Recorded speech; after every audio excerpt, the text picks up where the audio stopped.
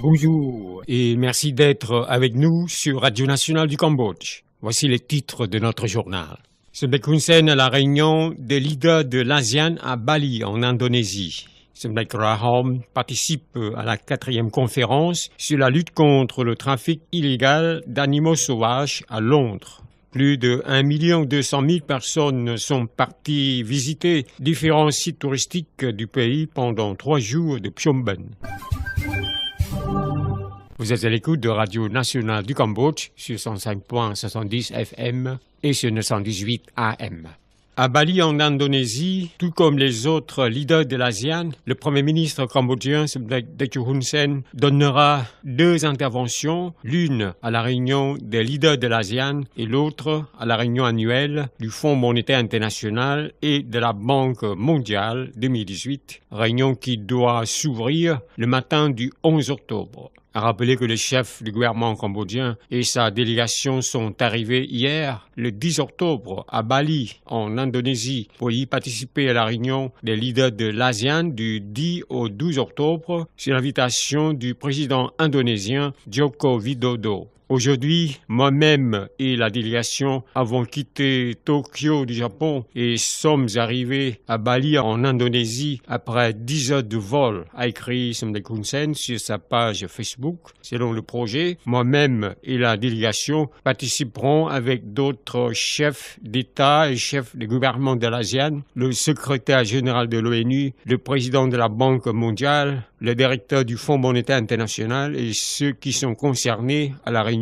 portant essentiellement sur le secteur économique, a fait savoir Semdek Techo, ajoutant qu'il rentrera au pays dans l'après-midi du 12 octobre. Semdek Rahom Sokheing, vice-premier ministre et ministre de l'Intérieur, est parti dans l'après-midi du 9 octobre à Londres, au Royaume-Uni, pour y participer à la 4e conférence sur la lutte contre le trafic illégal des animaux sauvages, sur l'invitation du gouvernement britannique. Semdek Rahom Sokheing y partagera des expériences cambodgiennes sur la lutte contre le trafic illégal des animaux sauvages. Semdek a soutenu l'initiative du Royaume-Uni de créer cette conférence. Il a indiqué que le Cambodge a également sa politique de lutte contre ce commerce illégal. Cette 4e conférence, à laquelle participeront beaucoup de chefs d'État, chefs de gouvernement, secteur privé et organisations internationales, dure 2 jours, du 11 au 12 octobre. Elle donnera l'occasion de créer une alliance pour ensemble défendre solidement la sécurité au pays, à la région et au monde. Cette 4e conférence soulèvera un des plus importants thèmes concernant l'immensité d'influence du délit de trafic d'animaux sauvages, étant donné que le budget provenant de ce trafic a causé de graves infractions par création de diverses organisations, et lesquelles sont blanchiment d'argent, actes de terrorisme, trafic d'êtres humains, trafic de drogue et trafic illégal d'armes.